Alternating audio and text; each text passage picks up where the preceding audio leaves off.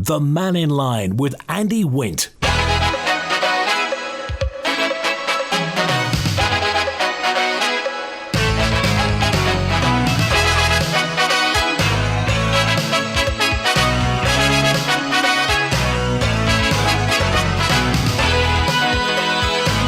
Pastor Mai, good afternoon. Thanks for joining Manx Radio for Mannin Line this Monday lunchtime, a gorgeous day on the Isle of Man. And your chance to have your say by calling 66 13 68. Text or WhatsApp on 166 177. Email studio@manxradio.com. As it's an open line today, the floor is yours, whatever you want to talk about. And the issue of whistleblowers has been in the news. The difficulties facing whistleblowers on the Isle of Man should be a wake-up call for Tynwald members. So says the Arbury Castle Town of Maloo member for Keys. Tim Glover's calling for more to be done to support those who raise concerns. Got a note in from 572, a text that says, what whistleblowers need is politicians to step up and then they can be trusted. Tim Glover promised to publish his dossier 2 years ago, so why has it taken so long to publish it? Have there been any omissions from the updated document when whistleblowers in government have to speak up and their managers ignore their concerns? Most have nowhere else to turn to but a politician, and they voted against themselves bringing a person for people to report to. MPs need to step up, and that is anonymous from 572. Let's get to the lines now, and Betty's first on today. Hello, Betty. Hi. I'd just like to respond to Bonzo sneers at me on Friday. First of all, I wouldn't like to go back to the good old days, but some things were better then. And secondly, I think I might know a bit more than Bonzo about mental hospitals because I lived in one for 3 years, not as a patient. And in fact, one of my children was born in one when I had a precipitate birth. I think that's the point I think most people understand the point you were making was that nowadays the mental health issues are far more visible, and certainly the whole industry and the health service make mental health issues far more visible. I don't want to paraphrase you, but I think you were saying was that people didn't used to talk about things like that years ago. Yes, and it was really awful in the late 90s when they disbanded some of the mental hospitals. I was working in Northampton at the time, and they let the patients out and put them in rented accommodation, and a lot of the landlords just gave them breakfast in the morning, said to them, don't come back till tea time. So they were just wandering the streets. And yeah, it was called, what was it called? Care in the community, wasn't it? Yes. Anyway, there was one other thing I wanted. At least they were warm and safe in hospital. And some people do have to be in hospital because for their own safety and for others' safety. And also, I wondered why does Bonzo always slag everybody else off when he comes on the radio? Maybe he's not as sure of himself as he seems to be. He sometimes tells us some interesting facts, but in general, he sounds like an arrogant PR. I won't continue the word, or I would be banned, but it has 5 letters. And incidentally, to tell him that ECT is still carried out in hospitals on a modified basis. That's all about Bonzo. But please can I make a shout out for the care I got at the endoscopy when I went there on Wednesday. To thank Lisa and Wendy and MG. She just gave her initials. I think it was MG. And they were also kind and helpful. Okay. Happy to do that. All right. Thanks for calling, Betty. Okay, bye-bye. 11 minutes past 12 on Mannin Line, and Peter's with us now. Hello, Peter. Oh, hello, Andy. It's Peter Mercott here. Just on a totally different subject, religious instruction in schools. There's a new Education Amendment Act, or bill. Certainly we had a consultation on it, and I responded to it, and I agreed with quite a number of the things that were there, but they were talking about the question that's been debated since 1871 about Christian teaching in schools. And if I remember rightly, they were talking about moving away from a formula that they had in 2001, which was highly unsatisfactory anyway, about being wholly or mainly of a broadly Christian character. And I said, my response was, I strongly disagreed, and I thought that the wording that they had in 2001, and I said so, was wholly unsatisfactory.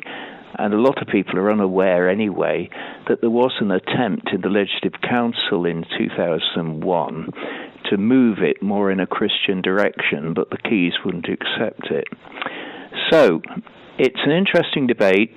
I don't think anyone has, except probably myself, has actually researched the whole history of it right back to 1872. And I gave an address back in 1996 about this, and I think it helped to influence some of the discussion that took place in 2001. It was called Vital to the Future. The words were actually the words of a Labour politician, Alfred Thier, who was in the Keys in 1921, and he said at that time that I think we're all agreed that the tenets of the Christian faith were essential to, and he used the words, vital to the future of the nation. And that's the spirit that I would like to see revived. It's interesting. I mean, the whole subject, crikey, it's been called umpteen things, hasn't it? RIRKRE in schools. And of course, if you are the parent or guardian of a child, you know all about it. When you're going through school, you know all about it. But the vast majority of people wouldn't know what sort of religious education or religious knowledge or religious instruction actually takes place in our schools, Peter. What sort of, how much religious education is on the curriculum? Well, that I don't know, because I don't work in the school any longer. Before I came here, I was head of a church-aided school, and so obviously I was very knowledgeable about what we did. I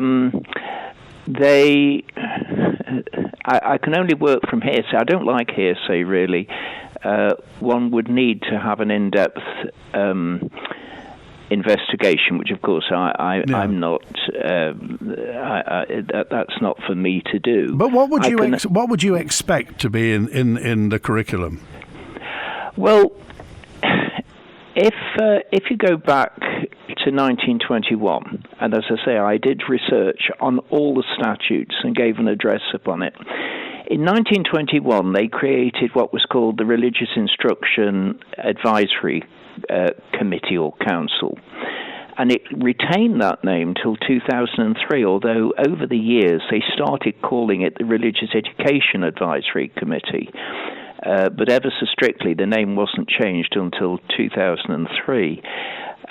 In those days it was completely agreed that the teaching in the schools should be Christian, and they were operating until 1949 on a section that was moved in 1872 and repeated again in 1921, which said that in every school, every elementary school, there shall be teaching in religious subjects and the reading of the Holy Bible. And the Isle of Man was the only place that ever said that.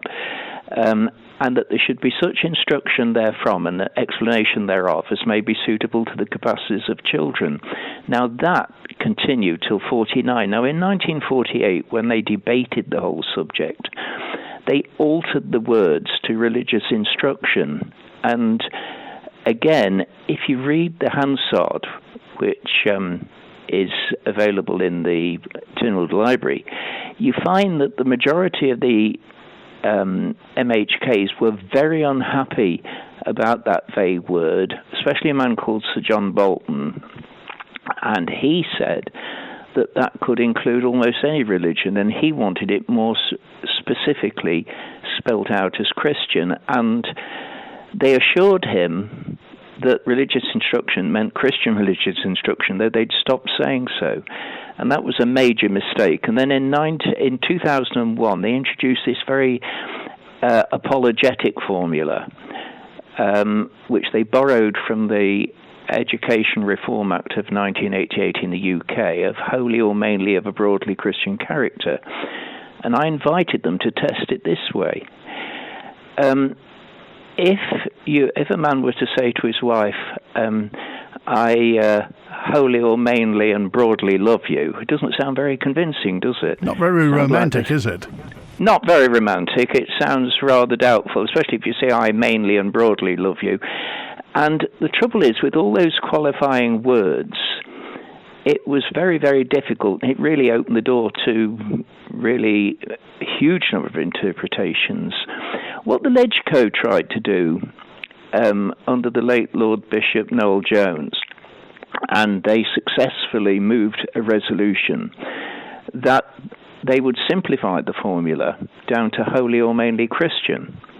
And when that went back to the Keys, the vast majority all sort of couldn't possibly accept it, and they ran actually into deadlock. And the only reason why it eventually, the original impenetrable formula of wholly or mainly and broadly went on, was because LegCo very reluctantly gave way. But otherwise, there was a move, and it was the only place in the British Isles that did this, where the LegCo wanted to make it more definitely Christian. That was under the leadership of Bishop Noel Jones. Unfortunately, it didn't succeed, and I think it's a good time to start talking again about this, because from what I understood of the consultation, they are talking about even moving away from this very unsatisfactory formula. And that really historically is not what the legislators wanted. Certainly not in 1872, and certainly not in 1949. And indeed, some of them still in 2001, certainly in the LegCo anyway. Anyway, I wrote a little booklet on that. If anybody ever wanted a copy, it's probably the only one that really traces the whole of the history of it, and it's called Vital to the Future, which picks up on the words of Alfred Tear in 1921. And if anybody wants a copy, I'll print them one off. I've got a transcript of what I said in 1996, and I still take the same view. Okay, and how would people get hold of you? Right, give me a ring. They did before once when I invited people to give me a ring. I got some phone calls back. I forget what it was about now. And number 611483, and quite a number of people did ring me, and they can have a copy of it, okay. And it's a verbatim. It's more or less verbatim of what I said. It was some people misunderstood it at the time. They happened to be people who weren't there, who weren't present at the meeting. But I really argued it out and explained the difference between instruction and education, and went through quite a lot of other points as well. Okay, the telephone number again, Peter, was 611483. Thanks for calling. Like the last time, good to hear from you. They'll ring me. Okay, bye-bye now. Okay, bye-bye. 21 minutes past 12. Was the Isle of Man Education Department was asking the public. It was a 6-week consultation, which I presume is closed because it was May, just asking plans for specialist education centres and emergency school closures, all sorts of things. But religious education was one of them. And if you're involved in teaching, if you can tell us what is on the curriculum now in school regarding religious education, we'll find out more. Actually, because I'll be able to ask some of the students. We're back in the schools in October, Castle Rushen High School in October and Ramsey Grammar School in November, so I'll be asking some of the students then what if there's any religious instruction. Remember, RKRIRE, what is it? Text, email, call and WhatsApp, lots of messages to get through. First of all, back to the phones. Robert's on now. Hello, Robert. I don't know what's going on with the schools, but it's chicken and bacon baps down at Gryer at the moment. Chicken and bacon baps, that's very, very restorative, isn't it? Well, I mean, it does the job. It does the job. Okay. I wanted to talk a little bit. I know I'm going to slightly irk you, but I'm on your side about whistleblowing and the fact that there's a few posts going up on Facebook about there's no real protection for them, etc., etc., etc. What would it take, and I imagine Phil Gorman would know a bit more about this in respect, but what would it take to have an amendment to the Constitution to protect whistleblowers? Well, we're starting at the moment with this thing that Tim Glover's doing, really, to get some traction on action and basically he's talking about the difficulties that whistleblowers face, and it's a wake-up call for members. So it's got to go to the members first of all. There was a previous committee talked about it. It was discussed in Tynwald, but didn't really get anywhere. And the Onken MHK, Julie Edge, chaired a whistleblowing committee as well. But surely the most supreme document that we have that could protect them is the Constitution. So I'll bring it back to the main thing about when are they actually going to drill down and, knock tacks on the wall with the Constitution in terms of putting up an amendment to Well, it. I mean, obviously, this is going to be important because this coming Wednesday, there's going to be a general election. So if it's something that's important to you, I'd be asking every candidate who comes to your door what their view is on the proposal for whistleblowers. Yeah, I agree with you. It was just a few comments. Al Cannon, he's not doing too well. God bless him. He's someone's just walked in. Sorry, with a cup of tea.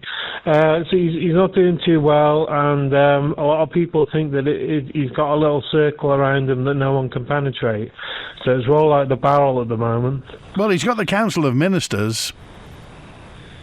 He has, but I mean, he's not, and he's lost lots of people on jobs, hasn't he? So there's only so many people he can re-employ. So that's true. His back's up against the wall at the moment. Yeah. So, I mean, it's. I think that's why they're feeling it at the moment in terms of the political side of things, because there's not many places to go on the chessboard. Okay. All right. Enjoy your chicken and bacon bap. Thanks for calling. I will. Have a good day. Bye. Bye now. Big Rog. Hello, Rog in Sunny Peel said, in my day, it was called Divinity. When you were at school, what was it called? Divinity? R-I-R-K-R-E? Will it take Tim Glover will be working with Julie Edge on whistleblowing, says Andrea. And note in, the government launched a £2 million, is it a £2 million initiative to regenerate the high street. The chap that was in charge has moved to head up on DEFA, and nothing more seems to have been said about the matter. Now, Mr. Ashford has suggested the town centre could be used for housing stock. Is this conflicting strategies indicating we are moving further away from a joined-up government? David Ashford was on Max Radio earlier on today. We may talk about that, just about using town centres and the fact that there are empty units in some of our shopping centres in Parliament Street, Ramsey, Michael Street in Peel, certainly, Station Road in Port Erin, certainly in Castle Street and in Strand Street in Douglas. There are empty units. Now, that may be simply because a tenant's moved out and is continuing to pay the rent, in which case the owner's perfectly happy, or it may be that the lease has expired and the owner's not getting anything in there. But what would you think to more people living in town centres in the future? It's something the Cabinet Office Minister says he expects to come up in a consultation into the government's strategic plan.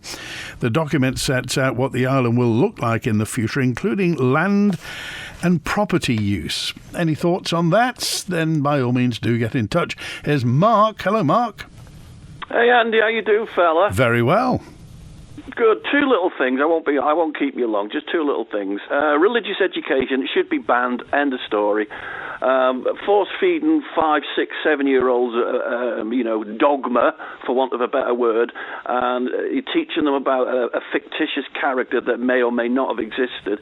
It's like teaching kids about the Tooth Fairy or about Father Christmas. It's ridiculous. I mean, religion causes more wars, more strife than anything in the world, And then you've got Murcott coming on saying that we should definitely teach it in schools. The man's mad. We don't need religious education in schools at all. How do you feel about hymns then? No, absolutely not. I mean, anything that says, oh, God this, Jesus this, God that, Jesus... No, if kids want to do that, they should go to Sunday school with their parents. When I was at school at Ballacameen, my mother... when she found out I was having to do religious education, my mother went to the school and demanded that I was taken out of the class, because my mother said that if I was going to go down the religious road, I would choose that for myself, and she did not want a complete stranger, i.e. a teacher, forcing their beliefs onto me. And my mother was very, very clever in that respect, and she got me taken out of it. And that's the best thing that my mother ever did for me, was getting me taken out of RE, and I was so pleased that she did that. So how do you feel about the bishop being in Tynwald? I think it's an absolute farce. I mean, why should the bishop have a vote in Tynwald? The bishop's not been elected by anybody on this island, so the bishop shouldn't have a vote. I've got no problem with a bishop. I certainly think that a female bishop is a step forward for an archaic organisation that doesn't actually do anything positive in the 21st century. I do agree that putting a woman in charge of these groups and these organisations is a step forward. But no, I mean... I'm not a Christian. I'm not religious. I'm the complete opposite. In fact, I vote the other side, if you know what I mean. But that's just my opinion. It's an insidious thing that's creeping more and more into schools, and a child might get themselves confused about, if I do this, I'm going to go to hell. If I do that, I'm going to go to hell. It's an absolute a waste of a lesson that they could be learning something completely different that will benefit them when they go into the job market. So you've got an O level or an A level in religious education. That's going to do you good when you want to go and work for the Isle of Man Bank, doesn't it? Okay. Anything else? Yeah.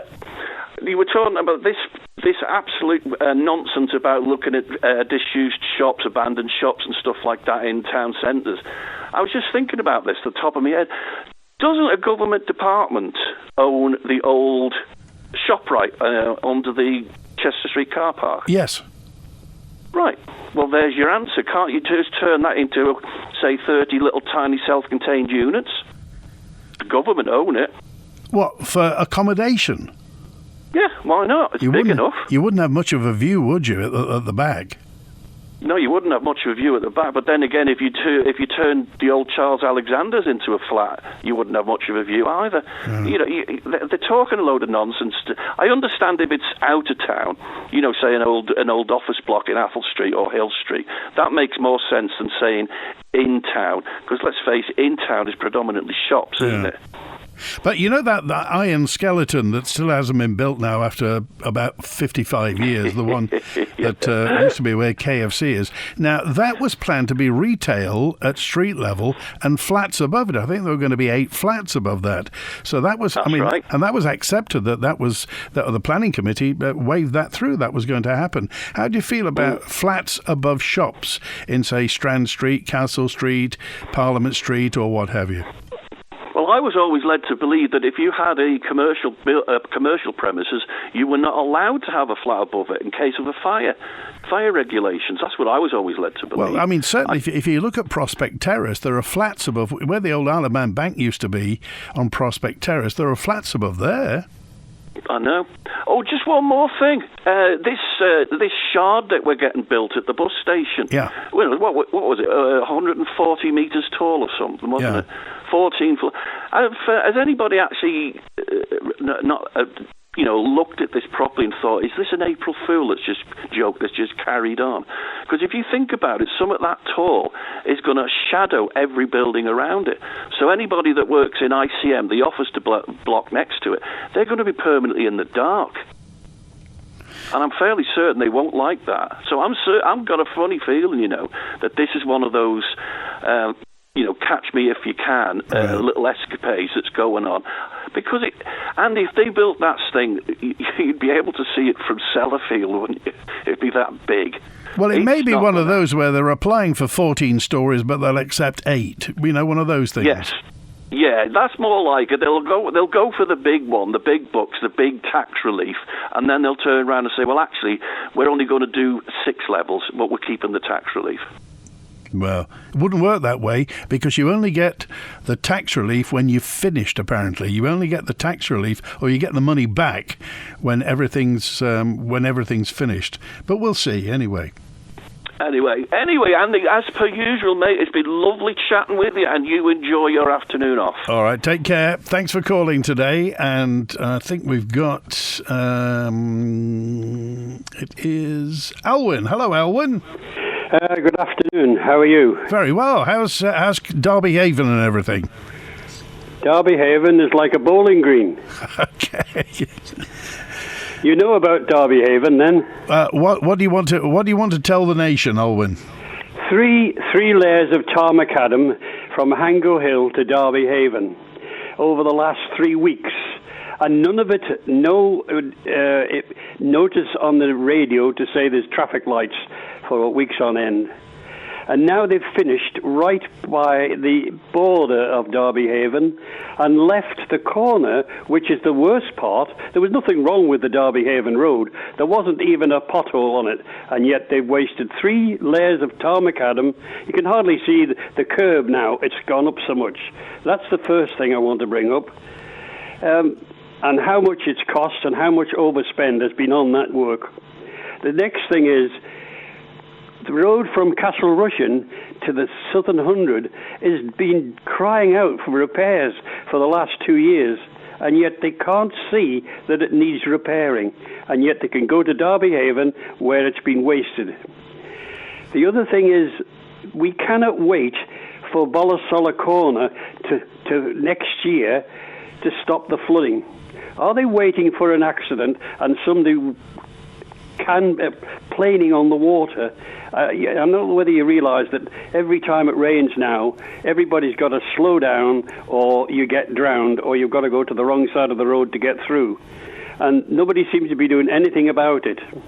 Is this the corner by what's going to be the bypass, or the one by the Whitestone pub? Yeah, well, they say they're not going to repair the corner or the drainage until the work is done on the new roundabout. Right. I don't think they can wait that long. It's getting to the stage now that people are frightened to go through that water. It's so deep when we're getting more, and the winter hasn't started yet. So I'm just leaving that because tomorrow you might be busy. Yeah. So that's a couple of questions you can use to try and get something done. The second thing is Castle Rushen should be repaired. There's no doubt about it. The other thing is, you talked about passenger transfer the other day. Oh, yes. From Liverpool.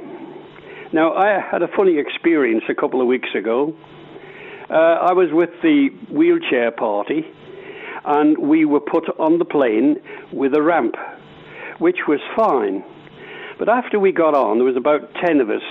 After we got on the plane at Liverpool, the ramp was taken away. And I couldn't understand that. There were 60 people still to come on the plane. So I asked the question, why is the ramp taken away? Oh, the rest of the people are not insured to come on the ramp. I said, pardon? They're not insured to come on the ramp, the passengers. So the ramp taken away, the steps put back, and the rest of the passengers put on the steps, which is not easy. And there were some people that had come from hospital, had to climb the stairs. Now, there's 2 things here. Are Liverpool Airport charging for every passenger to go up the ramp? That's the question I need answering, because I think it's disgraceful if they are.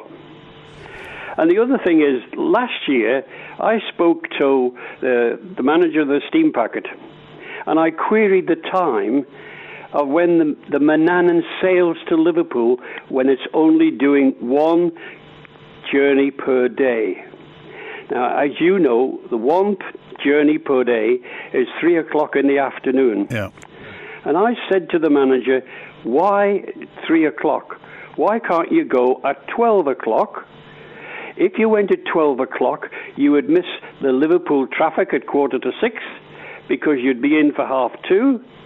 You could come back at a reasonable time and be in Douglas for 7, and people could then go and get their evening meal.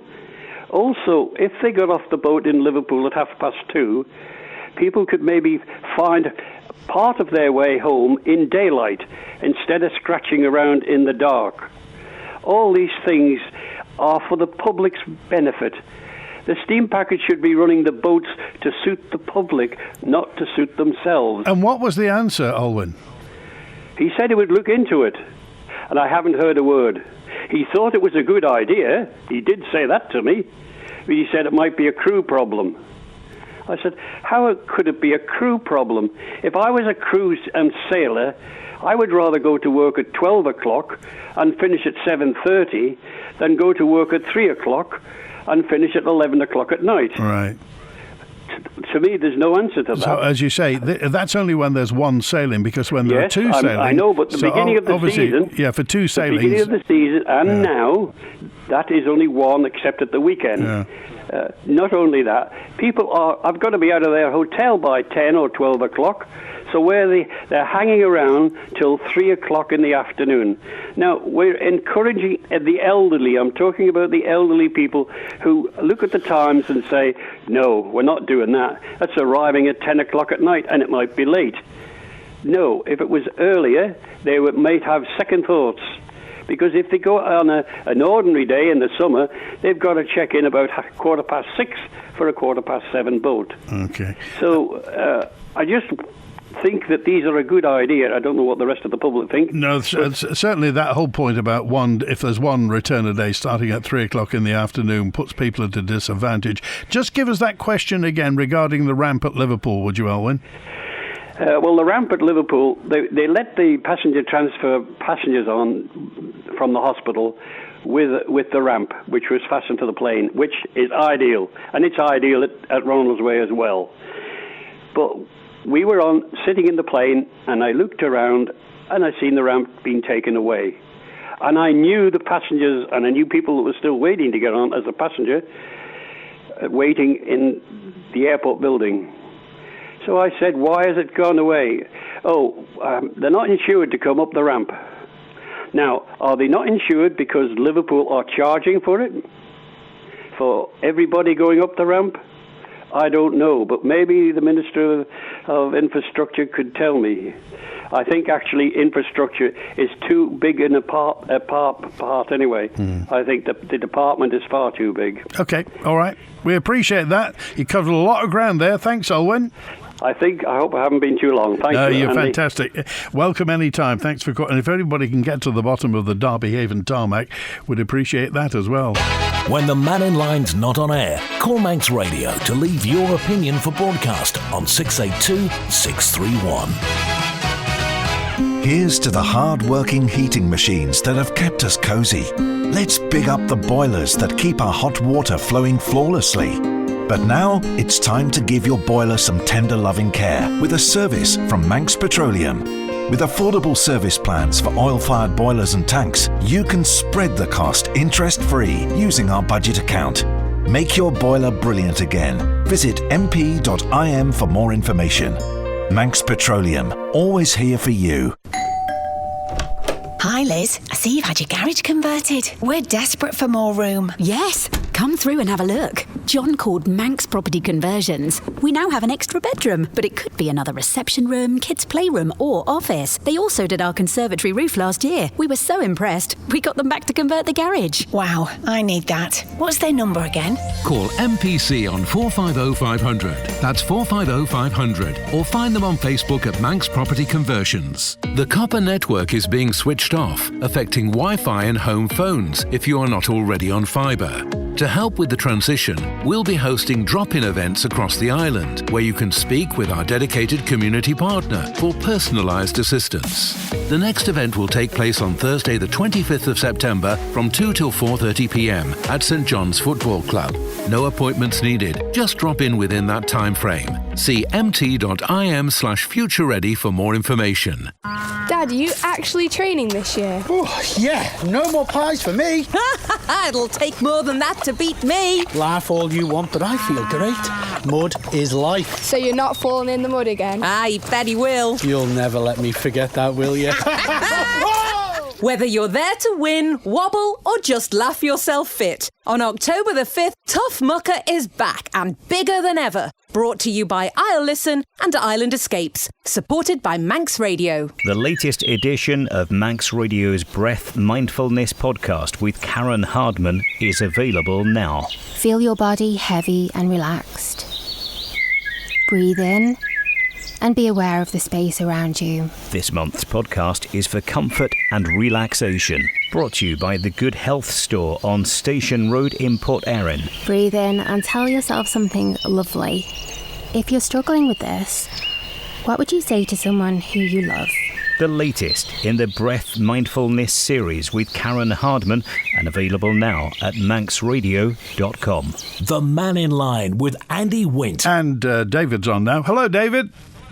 Hi, Andy. Did you get your post this morning? And in the post, I don't know whether anybody else got there, there's a document from, it's under the infrastructure pamphlet regarding Landowner's Guide to Roads, Hedges and Tree Management. Yeah, got it this morning, the open out thing with the little diagram in the middle of what you've got to do. What a tree looks like, and what your pavement looks like and stuff like that. So the question what I ask is, because I always look at the back and think to myself, who was it printed by? Was it done locally? There's nothing there. All it does say there, it says it was issued or created maybe March 2025. So why is it taking so long to get them out? And Andy was going to say too is, how many people do you think are living in apartments now and in places where there's no trees, or they're not living near an edge of a road and so forth? Say they printed, say, 20,000 of them. What's that cost, and what's that value for money? We did a few adverts, didn't they, on the radio? Yeah. Which was probably better and more of a pickup from people. And I don't know what's going on. So it brought me to when the guy was talking about before about planning and like a payment code down there, which is. And all these properties are owned by the taxpayer, as far as I'm concerned, and under supervision of the government departments. So I listened to Phil Gorn and David Ashford on Sunday there. I've ordered me pack. I want it in paper form because the electronic version just jumps about all the time when you're trying to do it. So I've ordered the pack. So I encourage people to get involved, because, like he did say, this is an opportunity before the election to try and say what's wrong with your particular areas, and it's over the whole of the island too. Which brings me up to what's happening with the North Quay. Do you know all those ones coming down from Manx Radio? You get to the gasworks road, and all those giant holes in the ground, and then you flip over. Did Kell Properties ever get permission for their side? Did they for nuisance? Yeah. They got one off. Yeah, I think they got some for some of the properties, whether I think they're putting offices or shops or what have you. But the nuisance, the old nuisance building, the one that's propped up at the moment, that's still, they didn't get planning on that. Oh, right. So the other one is too the giant skyscraper that the guy was on about before. Yeah. I'd forgotten about that, and I just, when I first saw that, because I take an interest in planning and stuff like that, it was massive. It was like a American Tower, isn't it? That was going to be built in the centre of the town. Yeah. And the other things that haven't happened is, look at all those properties which are on custodial by this government that we own, and that's the old Summerland site. I'll have to flip through them. Park Road School. We own two pubs, the Quarter Bridge. Nothing's happening there, and then the one down. I always forget it, near the Villa Marina there, the Bowling Green. Yeah. Used as a vehicle auction site to sell old vehicles off and stuff like that. But there's other sorts of properties that government owned. And wasn't there somebody, one of the members, tasked with, maybe it was Tim Krugel actually, as part of the savings to sell off some of the assets they don't need anymore? Yeah. And we've got the vehicle testing centre. There must be loads of things that are lying empty there, which is owned by government. And the other thing, we're not getting any rates. So not tell me, well, the local authority doesn't get any rates from government, do they? Is that true? I don't think so. They don't pay any rates, as far as I know. Crikey. The problem we've got in Onken is, I could check elsewhere, but there's no old government sites in Onken which are not getting used. I mean, Summerland is just on the curtilage of Onken. I think the brews on the backside of it belong in Onken, but that's not. It's not the building site there. And what are we going to do with it eventually? I don't think it'll ever have the turbine thing, but it could be a nice place to have apartments in there. A developer could do something with it. But there's an opportunity for people who want to test their brains over the winter months there, is get this document and start filling it in. Yeah. And like David Ashford said, you don't have to do all of it, you can do parts of it. Okay, all right. Thanks for calling today. Good to hear from you. Well, if you've got your leaflet today, Landowner's Guide, Roadside Hedge and Tree Management. Very interesting, and that'll fill the afternoon for you. A note in, this is from Ollie, who just said the trouble with the patient transfer, we were talking about last week how, and it was a lady who was getting back, she was going to Liverpool for treatments, get to the airport at 6 in the morning and not getting back until 9 o'clock at night, 8:55 at night. The trouble with the patient transfer system, says Ollie, is that civil servants have been left to deal on the contract with Loganair. Now, what should have happened was that any contract should stipulate that the return flight should land back on the Isle of Man no later than 6 p.m. Now, this is not a new idea. It was the case when Flybe operated the patient transfer system. The flight landed no later than 6 p.m. Now, Loganair only have 2 locally based aircraft. Flybe had 3. So the logistics of the patient transfer system are different. But the fact is, what I think Ollie says, apparently he thinks that the civil servants have had rings run round them. Well, there we are. And Tony's on now. Hi, Tony. Hi, Andy. How you doing? Very well today. That's a lovely day, isn't it? Yes, it is. Nice to see a bit of sunshine after all the rain. But it's filling the reservoirs, so global warming's with us and we've got water. Yes, for all the people who panicked that we were going to dry up over the summer, they're going to be full soon.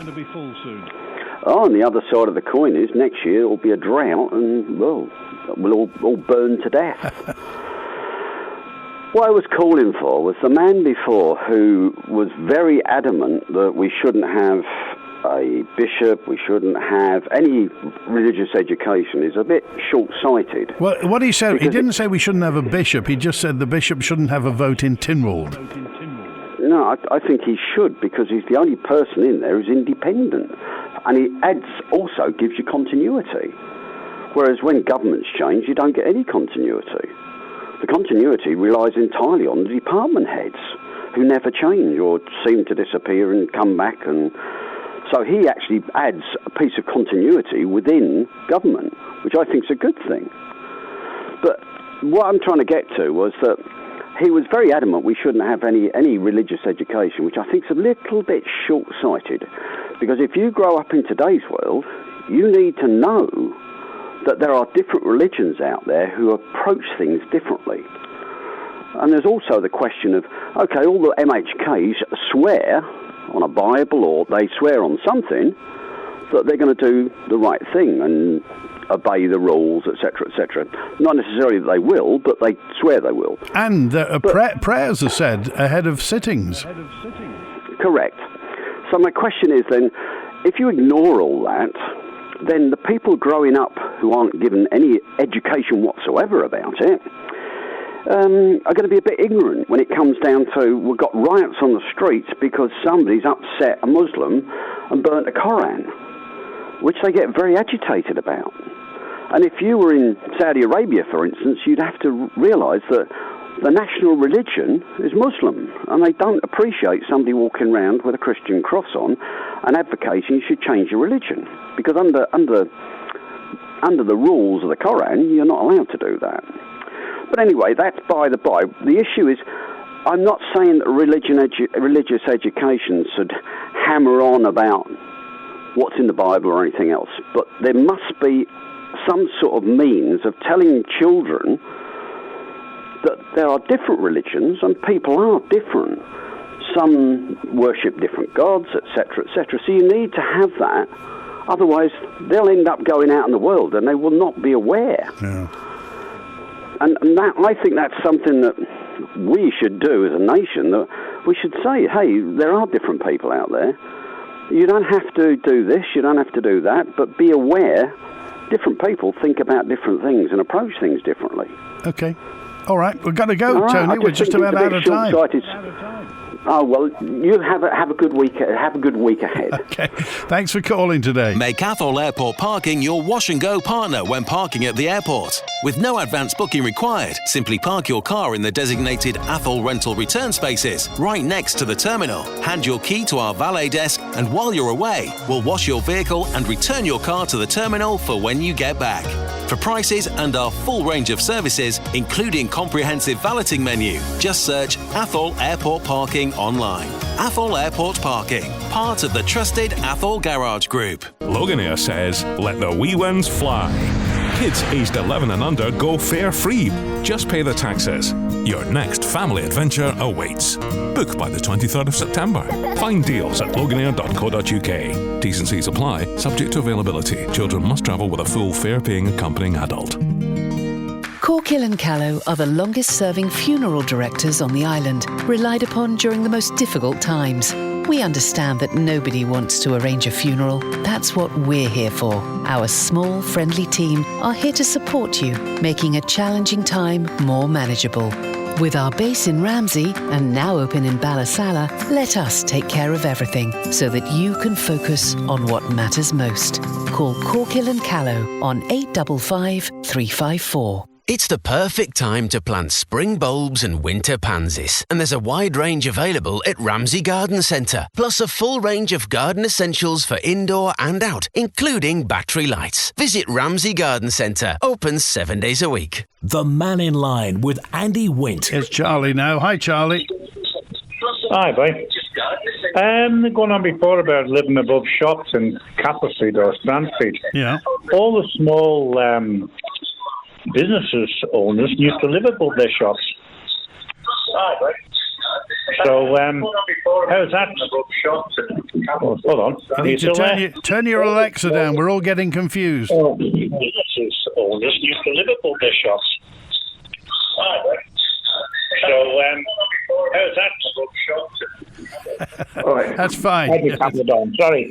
Right, but they only when the big supermarkets come in, that seemed to slow down. But about 15 years ago, I renovated the property next to the British, and the owner was going to turn to flats, and they were told it was 3 stories above the shop, and they were told, no, it's too high up. So this thing further down the quay, how many floors are they talking about doing? Oh, the big place, you mean? Yeah, the new place. 14 stories. The tower's going to have 14 stories, apparently, yeah. I don't think we've got any fire equipment that will reach up to 14 stories on the island. I think you might have a point there. So do you think it's going to be practical to get people back living above shops and what have you in towns? Well, the majority of shop fronts now, they've taken the access out. They used to have access to the shop and an access to the accommodation. That's right. They'd have a side door, wouldn't they? Yeah, but now there's a full shop front, no side door.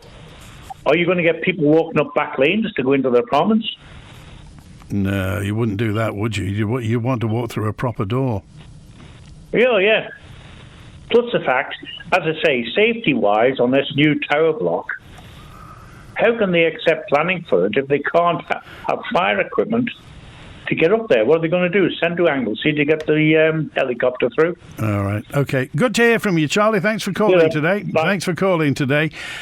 It's open line all this week. Next Tuesday, a week tomorrow, the DOI Minister is going to be Michelle Hayward, MHK. So if you've got a question regarding this, of course you'll have a question regarding the DOI. Do get whether or not it's the Balthane roundabout, when on earth the Balthane roundabout is going to open. I'm sure there'll be a big ribbon cutting celebration. Maybe they'll invite Mannin Line to that. And remember, this coming Wednesday, not only is it 1 year to go after this Wednesday to the general election next September 24th, but there's also the public accountability meeting in Ramsey at the Ramsey Town Hall this Wednesday, 24th, 7 o'clock. It'll be streamed live via the Commissioner's Facebook page. That's this Wednesday, the public accountability meeting for Ramsey. Just for your information, 768 tells me and you the Green Living Grant's closed to applicants for a while. The 30th of September is the deadline for work on approved improvements to be completed. I emailed them to ask as I had work done but would like more when I can afford the shortfall. That was their reply. There is another scheme in the pipeline though. Thanks for it. Thanks to Howie on the phones today. Enjoy your Monday. WINT